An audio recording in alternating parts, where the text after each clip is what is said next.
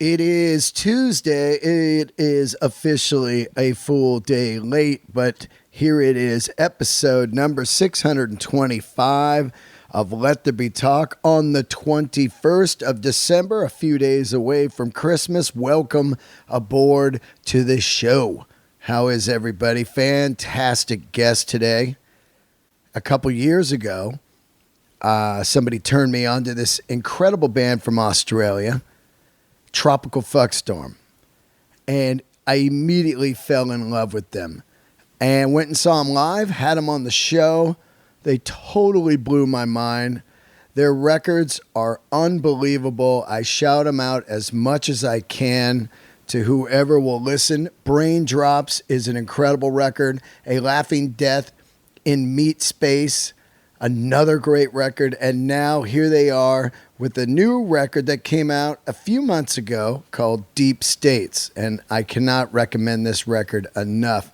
Unbelievable band. And once we get back to touring, I highly recommend you see this band live.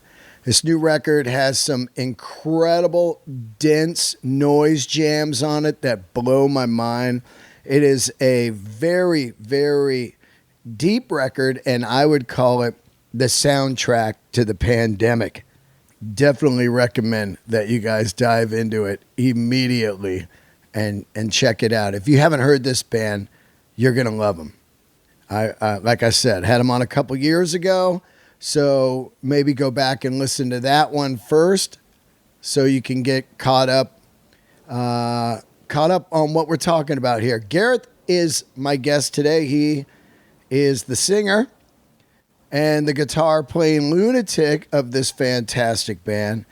And it was great to talk to him. He was in lockdown, of course, in Australia. That's where they live. And went through what the process was to record this new record, which was really cool. He also has a side project out right now called Springtime that I would recommend also. So check that out. We will get into the episode here in a minute. But before we do, let's talk a little bit of what's coming up. Arizona next week. I will be December 30th with Bill Burr. These tour dates are on my website, deandelray.com. 2 nights in Springfield, Illinois coming up in January. I'm in Palm Springs also in January. Las Vegas, another 7-day run, a little residency at the Comedy Cellar. I'll be doing Campbell, California, Fort Collins, Colorado, all kinds of tour dates. And there is a bunch of new merch up. Get it for your holiday gifts. DeanDelRay.com has the merch, some Dark Fonzie stuff, some Let There Be Talk stuff, and some Gertie merch. Also, a bonus episode will be up tomorrow on my Patreon, patreon.com/DeanDelRay. Let's get into the new Patreoners. Gucciano Getnick, Catatonic, an old school supporter of Let There Be Talk and the Dean Del Rey. Kelly Thompson, Kevin Porter, Old as Feck, John Walling, and Goki. Very, very cool. Patreon. We got bonus episodes. We have Zoom Fest. We have it all. Of course, the episode is late today because I did a little weekend in San Francisco with Metallica, and I can't even describe really how insane that is to even have those words come out of my mouth. But yes, I opened for Metallica, hosting and doing a little comedy for their 40-year anniversaries at the Chase Center. There's 20,000 people there each night. DJ Lord was up there, and I cannot thank the band enough for taking a chance on basically me, who's probably an unknown to about 99% of the people in that arena. 20,000 people from around the world. You have to take in mind there's people there from Brazil, Ecuador, South Africa, London, Houston, Portland, Oregon, Canada. I mean, everywhere. That band has a global following and a very loyal following. So I will tell you this, it was the hardest gig I've ever did, and it was probably the hardest thing I ever did in life as far as a 55-year-old man in the music, comedy, rock and roll world. It was incredibly hard, super fun, stressful, and I loved it all. I loved it all. And I would probably do it again. It was a weekend I will never, ever forget. And I often think about this. 10 years ago, I was selling motorcycles. And there I was on stage at 55 years old, hosting my favorite band, Metallica, for their 40-year anniversary party. They absolutely murdered it. Played a couple songs from each record, and man, it just lets you know this band, just the songwriting and the metal riffs and the vibe and everything, there's just no one like it. So thank you for an unbelievable weekend. What else we got? I guess that's about it. I want to thank everybody for tuning in all year on the podcast. Cactus Radio Network is my podcast network. You can get all the shows for free at cactusradionetwork.com. Dark Fonzie, At Home with Byron Katie, The Grail, and Let There Be Talk. And yeah, there you go. We got some candles lit. Let's get into a little bit of Tropical Fuckstorm right now. Episode number 625.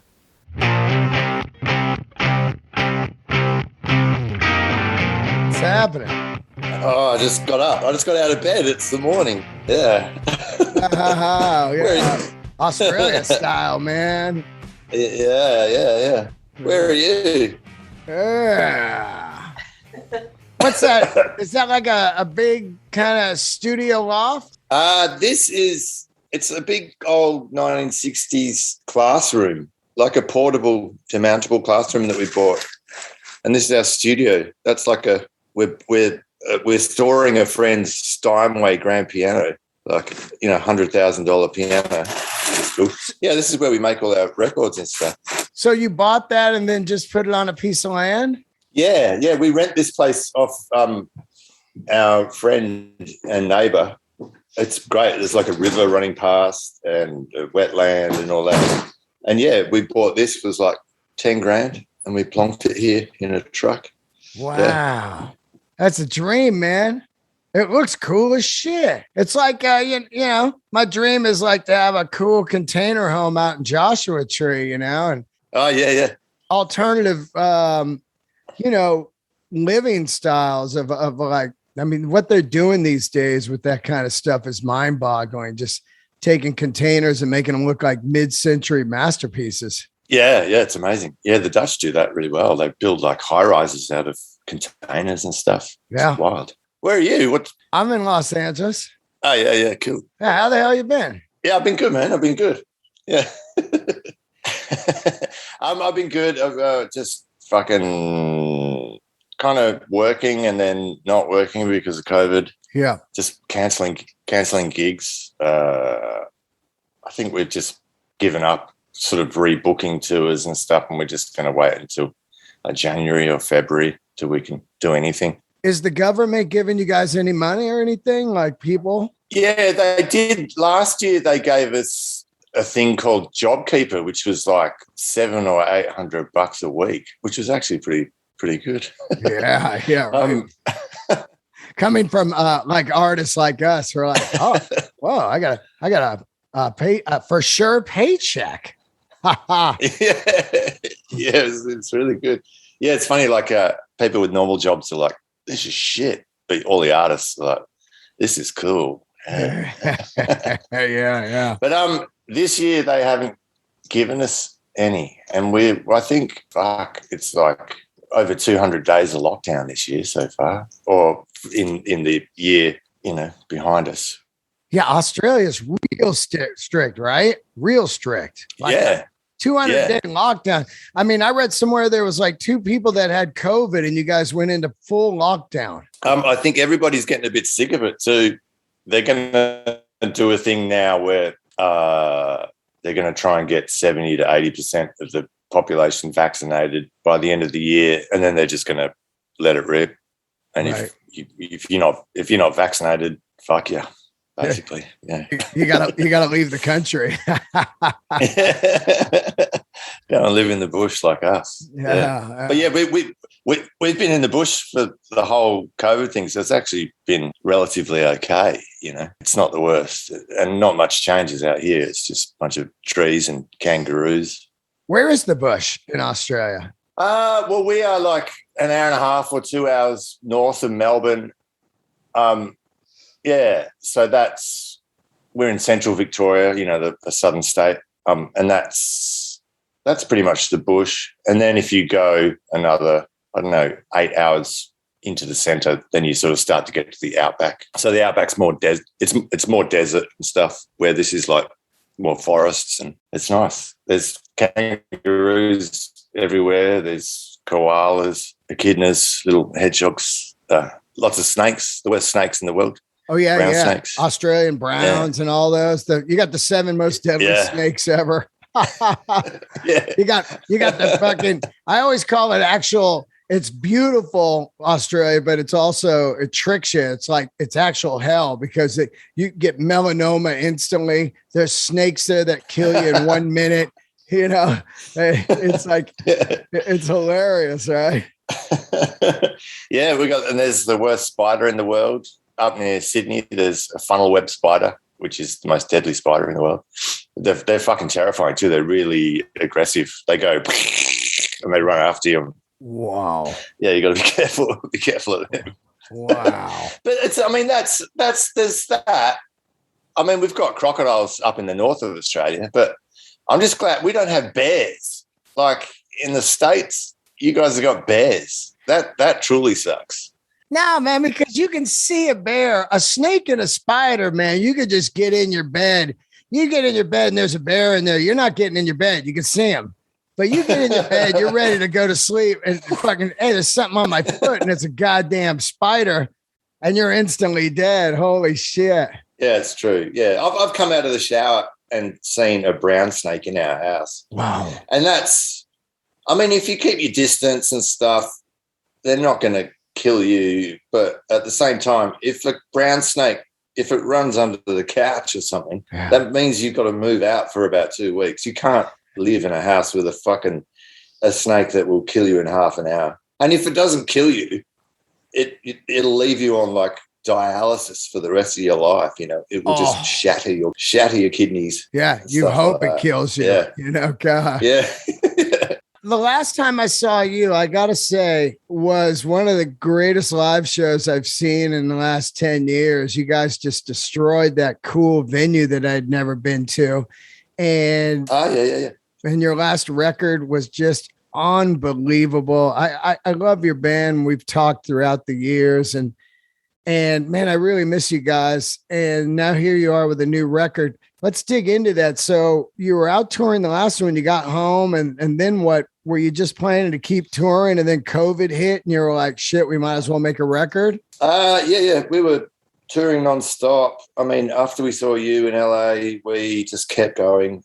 I think, and then the last thing we did was play a gig in Madrid. Then we flew home, and we were ready to keep going. We had like 5 tours booked. We had like 3 European festival tours. We had 2 US tours, and then tours in Australia as well, actually. And that was 2020. And, you know, March came along and we just had to cancel, postpone, all of that. And then, I don't know, I mean, we have a similar experience to everyone else because it's a pretty universal problem, this pandemic. We just kind of we had to deal with all the postponements and all that shit. It's just tons of extra work. And then we just sat on a couch and drank beer for about 6 months, pretty much. Just thinking, what is happening? And we weren't really motivated to do anything. It's not sort of a very inspirational situation. But after about 6 months, I guess we just thought, well, we have to do something.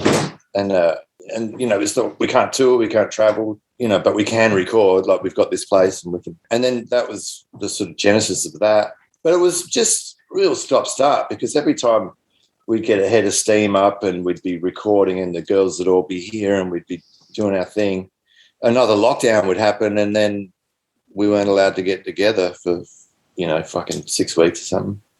So it was real stop-start, and it was really hard to make. And, the plan was just to finish it, whereas with other records, we always have really silly plans, concepts and, artistic kind of concerns.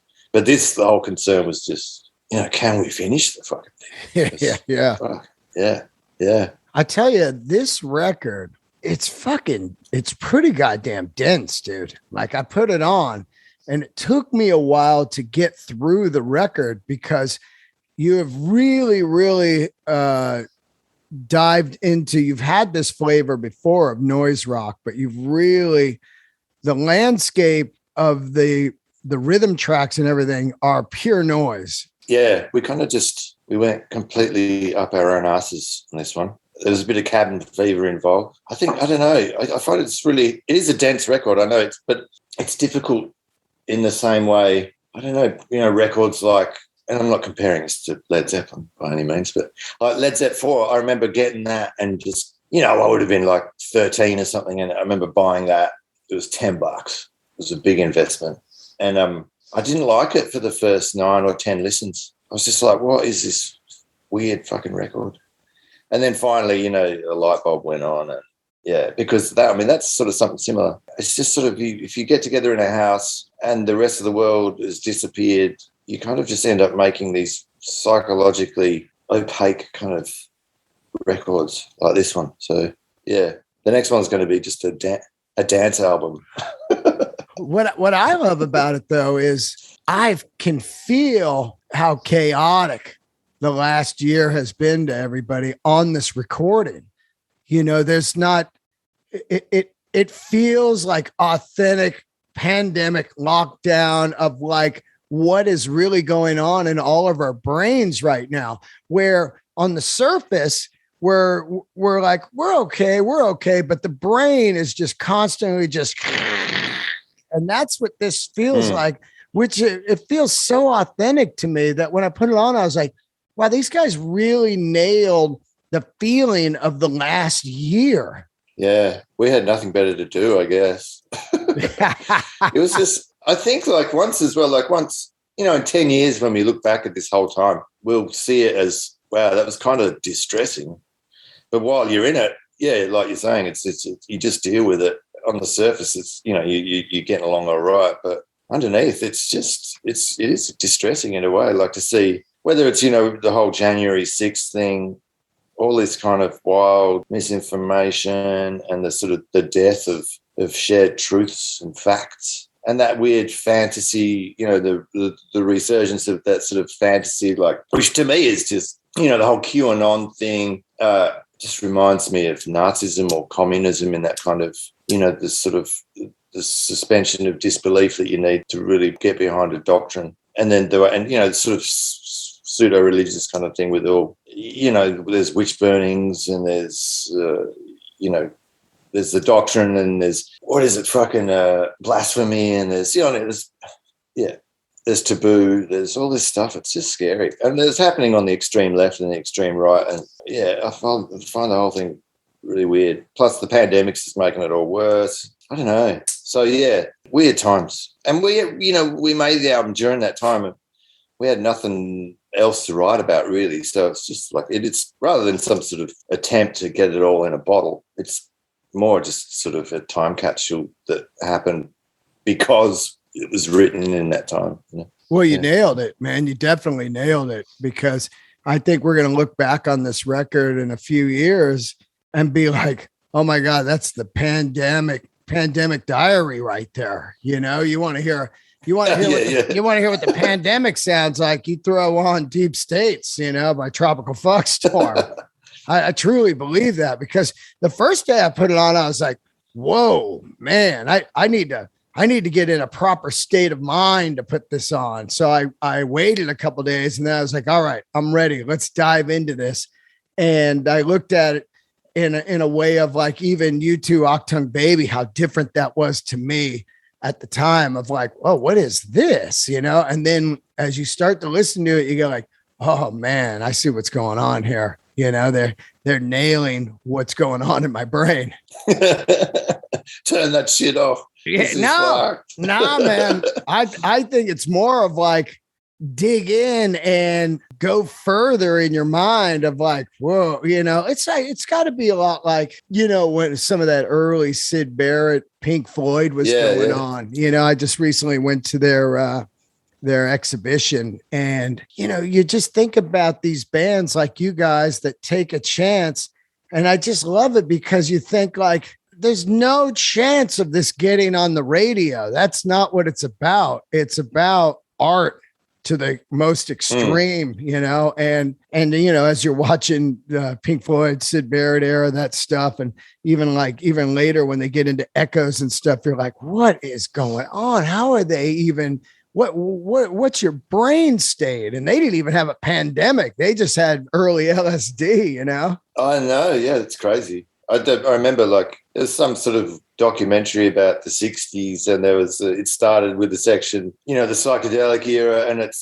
starts in San Francisco, and they're digging into the Grateful Dead and all the White Rabbit kind of shit, and then they go, meanwhile in London, and it just went over to like the Syd Barrett era, Pink Floyd, and it was just, you know, where San Fran was kind of trippy sunshine, and you know, the London stuff was just, it sounded like a mental asylum. You know what I mean? It was evil. You have Summer of Love versus, say, dark, cloudy, gloomy UK, you know? Yeah. Obscure black clouds kind of stuff. Yeah. I love all that stuff. I saw that you met Nick Mason at the Pink Floyd thing. I did, man. I'm hoping to get him on. He's out. He's going to start doing a tour, I guess. He did it 2 years ago where he plays all the Syd Barrett era stuff. Wild. Wow. Set the controls and all that. Yeah. Yeah. Wow. That's insane. I saw him being interviewed the other day, and he was at his house, and in his lounge room, he's got like Michele Alboretto's number 27 Formula One Ferrari from fucking 1986 or something in his house. I know. Like, he's like a car freak. I was just watching this. Yeah. Brian Johnson went over to his place from AC/DC, and they did a tour of his cars. And he's like, oh, well, you have like all the first Aston Martins. He's like, yeah. It's just like, that's when you see, like, a lot of people, Nick Mason could walk down the street and no one even know that guy's a billionaire, you know? Yeah, and one of the greatest drummers of all time. Super underrated. Yeah. When I met Nick Mason, I just kind of stood there like, this is fucking Nick Mason, man. You know? It's insane. Oh, fuck yeah, man. Fuck yeah. I'm a huge Floyd fan. I always listen to Floyd. God. It is the early Floyd is the most evil, fucked up music. Some of the most evil, fucked up music of the 20th century. It's just out there. It's so cool. How did you go about writing this record? Do you write it on like just straight electric guitar and lay it down and just start adding stuff to it? Because I couldn't imagine you just picking up an acoustic and being like, okay, here it is right here. Legal Ghost. This is how it goes. No, not with this one. You know, previous records in the past I've done that, but you always kind of get a certain result if you sit down with an acoustic guitar, you know, like, but this album, I didn't do that once. It was just, we pull out any kind of weird drum machine, any kind of weird, you know, synth, any kind of weird effects. We just start anything that isn't a guitar, because, you know, it's that thing, like if you pick up a guitar, bang, it just suggests, you know, AC/DC or, you know, classic structures like, you know, Zeppelin or Floyd or, you know, so to get away from that, you kind of just got to start somewhere different. And so we just do that. Then we fill hard drives full of crap, just silly jams. And we basically just come up here and drink beer and take mushrooms and, you know, just these silly fuckers. And then we come back to it. We come back to it later and we listen to stuff and figure out what worked and what didn't. And it's often stuff we didn't even realize we were doing, like it'd be the Happy Accidents. we'll go, wow, what's that? What was that weird thing? And then we'll loop that. And then we'll have basic structures, and then we go away and we try and write words. And then we get together to, I'll just be in lyric writing mode, and I'll just be listening to everybody talking, and somebody will say something funny, and then I'll write that down. And then, and then someone will come up with the lyric, and I'll write that down. And I just collect stuff like a magpie, over like a... Just a collage of stuff, and then just start putting it together? I just write it down, and then I'll have a huge, spare parts department of words. And then, the songs, the vague ideas of the songs that we've put together will suggest how it should be. And go from there. It's kind of just, it's like the beginning of a solar system at first. It's like just an accretion disk full of dust and rock and crap. And then you kind of stir it, and then eventually it becomes 9 planets, and you put them on a record and put it out to the world. It's just, it's a mysterious process. I really don't know how it works. Oh my God. I love it, because I wrote songs a lot of my life. So I always like to hear somebody else's process when it's something so abstract. It's like, how does this get done? Even when you think back to comedy, since I do comedy now, you think about stuff like Kaufman, Andy Kaufman. There's no way anybody could do Andy Kaufman now. You would have to have like no social media. People would not have, no one would have to know you. You'd have to come into a town and just be trying to do this Kaufman thing, Yeah. Whenever I hear somebody that pulls it off, I'm always way interested. Like, wow, this record is really cool. How the hell did you write it? Yeah, I think there are. It's very similar to comedy in that way. People would think you just write jokes, but you really need to develop them, and you go over them a million times and you test them, and I don't know, and they evolve. Certain things, you bounce them off people. Yeah, it's I think there's even stuff. There'd be a few little lines in this record that we ripped off Bill Burr, I think, as well. Really? Yeah. Really? Yeah, kind of just morphed him into something else. Yeah, he's a funny dude. Comedy's it's like the new punk rock.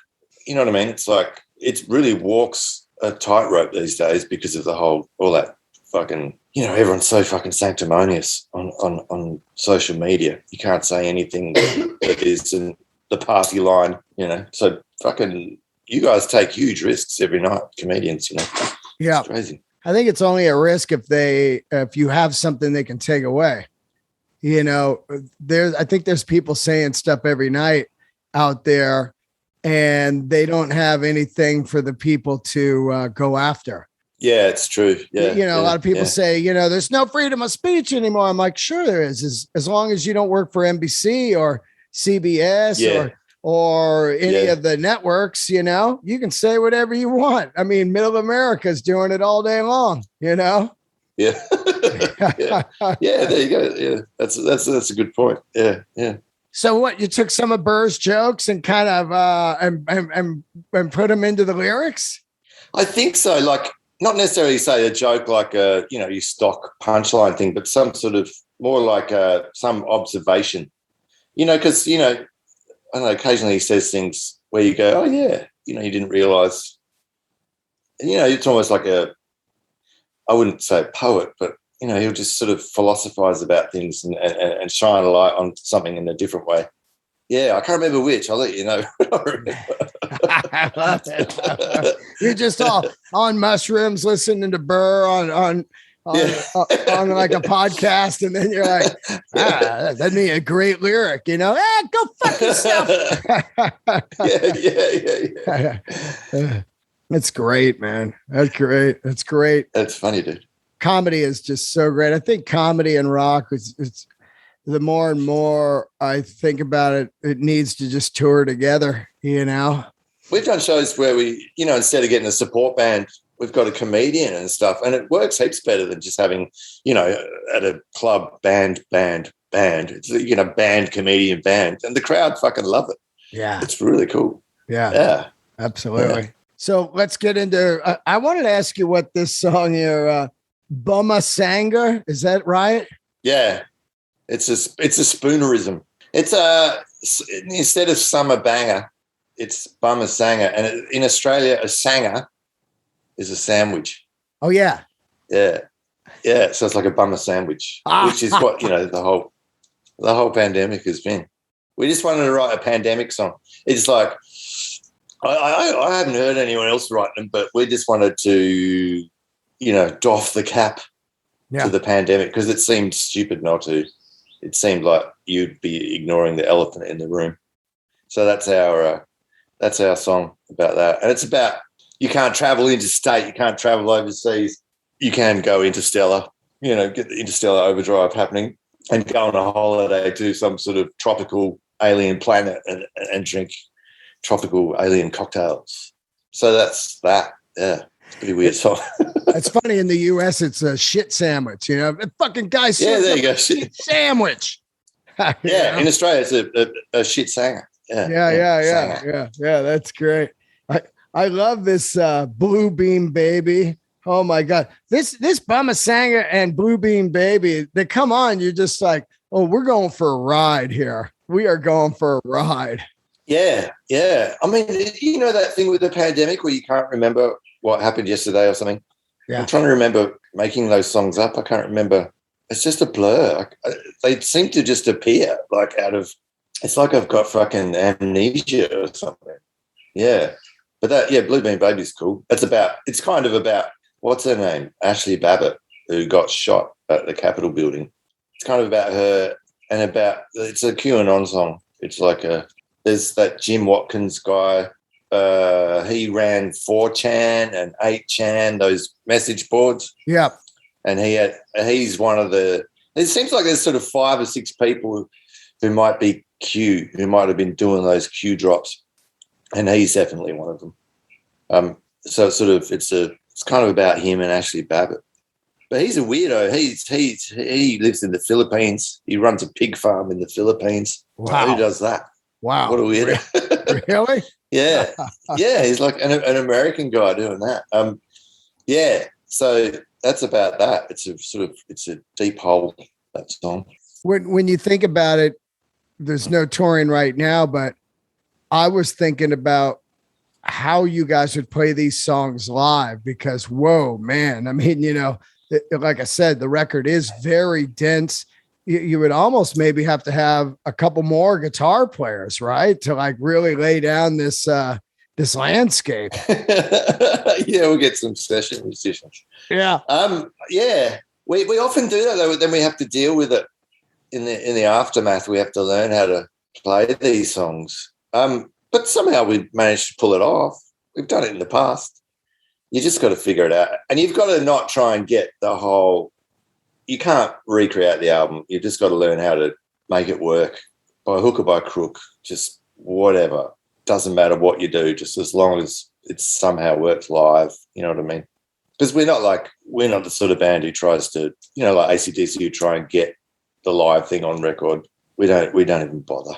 Yeah. That would be impossible for you guys, because it's like, what is the live thing? It's like you're putting down track after track and you're laying down vocals and crazy sounds and the percussion and stuff. There's no way. No.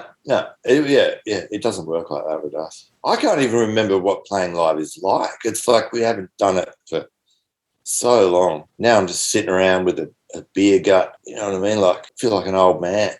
I got to get back into shape and get back on the road. Yeah. I can't believe touring made me fit. I thought it was killing me, but it actually kept me fit. Did you run into this? I ran into it where like after like 6 months, you were like, well, fuck it.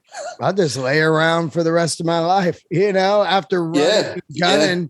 I mean, you got to think about all your years, the drones and fuck storm and everything. Just go. And then one day you can't go and you're like, hey, this ain't that bad.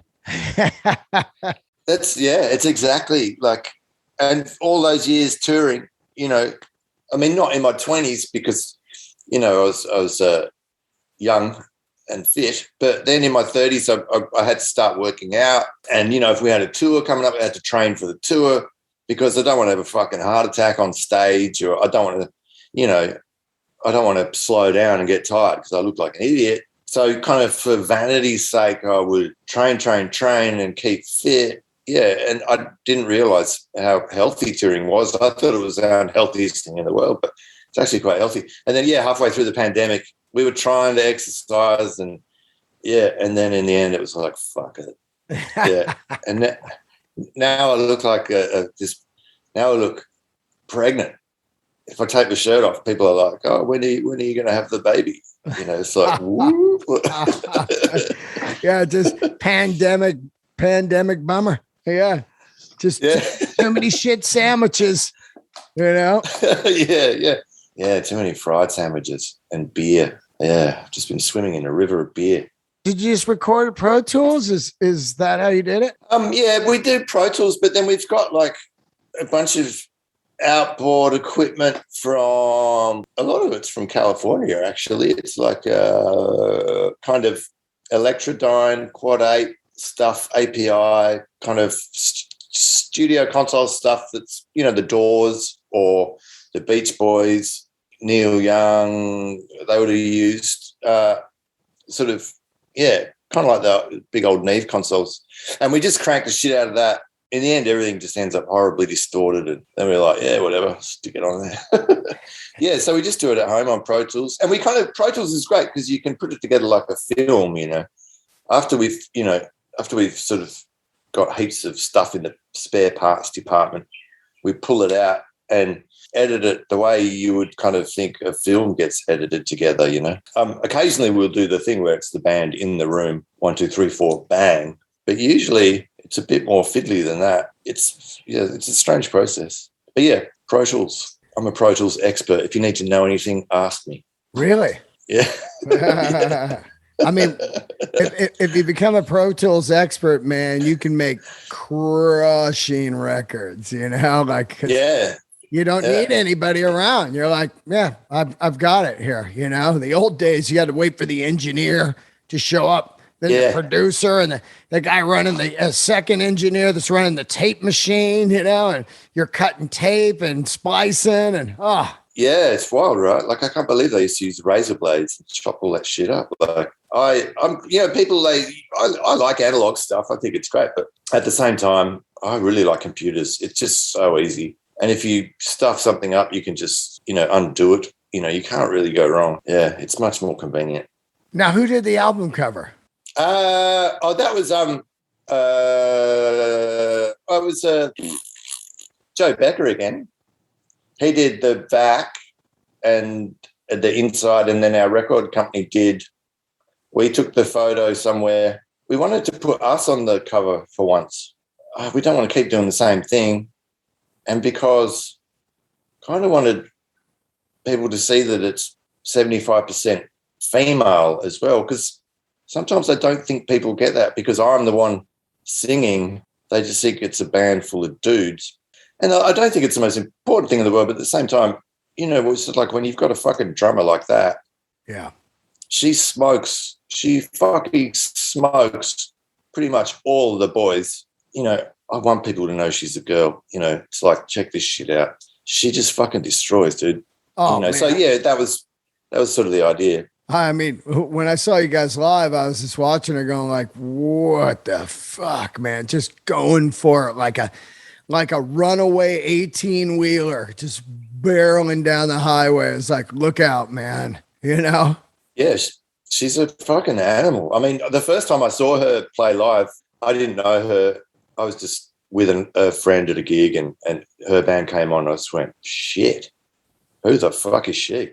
And so I just thought, well, one day if I ever need a drummer, I'm talking to her. So, when we started the band, like Fiona was like, well, who should we get on drums? I was like, I know who, and then, we had a mutual friend. So we organised a meeting and basically just went to the pub, had a big night, got really drunk. 2 weeks later, we were on tour in the States with King Gizzard. Yeah, but she's amazing. She's ruined all of our hearing, in 3 years. Yeah. Huh? So what do you think the plan is? Because since you can't tour, maybe by the time you could book a tour, you almost would have to do another record, right? Yeah. We've got a fair bit of stuff that's sort of half finished, and we're going to start working on that because, there's nothing else to do. We've got a little bit of stuff that we've done with King Gizzard and the Lizard Wizard. They came up here and recorded an album before the pandemic. And while they were here, we all, had a party and we were all jamming and we recorded some stuff. So we'll do that. Whoa, like a collab record? We're going to do which is weird. Like there's a song we've got with 3 drummers. It's going to be a nightmare to mix because 3 full drum kits in one recording is pretty huge. Yeah, so it's like a collab thing. And then we've got like a streaming thing that we're going to try and do. Yeah. And then I've made a record with Jim White he's a drummer from the Dirty Three and Zuluris White. He's played with heaps of people. He's played with Bonnie Prince Billy. He's one of Cat Power's main drummers. Yeah, he's played with everyone really. He's amazing. Him and Chris Abrahams, who's like this weird kind of jazz pianist. We've made an album together. It's going to come out in November. The band's called Springtime. Wow. Because we sound really evil, so we thought we'd give it a nice name. So that's going to come out in November, and then we're going to tour that sometime next year. Wow. So yeah, we've been busy. We're staying busy. There's nothing else to do. Yeah. Yeah. That's fantastic, man. Well, shit, man. It was great to talk to you. Congrats on another record. Fantastic record, man. It is like, I think I'm going to be digging into this thing for months, just trying to take it all in, man. It's just it's so cool. Like I said, it's way outside the box. And, I just love you guys' band. I'm so happy that you came back on the show today. And I want to get people's ears on this record. You got an Instagram. Tell everybody your Instagram. Tropical fucks. I don't know. Yeah, Tropical Fuck Storm. Tropical _ storm _ Yeah, we're there. You will find us. Yeah. and then the record's everywhere. You got any videos coming out? New videos? We've had like 3 videos put out, but I don't know. We're not doing any more. We've got Springtime videos coming out, but no more TFS videos for now, except the streaming thing, which we've got to start working on in about 4 weeks or 2 weeks. Yeah. Wow. Streaming concert, huh? Yeah, we're going to try and do a whole bunch of songs, new songs, old songs, do them all live. We'll do them here. Yeah. Where can people see that? I don't know yet. I don't know. We'll have to figure that out, but we'll let everybody know in due course. Yeah. Y'all let me know because I'll post it up. Oh, cool. Yeah, thanks, Dean. That'd be fucking awesome. Yeah. But yeah, as far as touring goes, fuck, I don't know when we're going to be back in LA, but yeah. That sucks. I do miss the States. I miss Europe. I miss the world. Yeah. I miss you guys, man. I was hoping to see you guys live. Last time you guys were going to come back and I was fired up and then it got canceled, Yeah. It's a drag. It's really a drag, but yeah, I think probably next year, surely next year. Yeah. Well, man, it was so good to talk to you. And, I hope to see you next year for sure. Either me in Australia or you over here. And looking forward to hearing that Springtime record also. That's going to be damn cool. Yeah, cool, man. Yeah, you'll dig it. You'll dig it for sure. Yeah. If you come to Australia before we come to LA, look us up, say hi. Oh, of course I will. Yeah. I'm looking forward to talking to the Sniffers also, man. They got a crusher record also. Woo. Yeah, fuck yeah. You'll be talking to Amy. She's hilarious. Yeah. She's really funny. Yeah, they got their new record is got a lot of buzz on it. Yeah. One of the guys from the Drones, Dan, he produced it. Yeah, he helped make it. Yeah. Hopefully see you face to face one of these days. Thanks for waking up early. No worries. Thanks for talking, Dean. Cheers, buddy. I saw your dog floating around back there. I love it. We got a few. All right, my man. Have a great week. Cool, dude. Congrats. You too, buddy. I'll talk to you soon. Thanks, buddy. See you, man. See you, bud. Bye.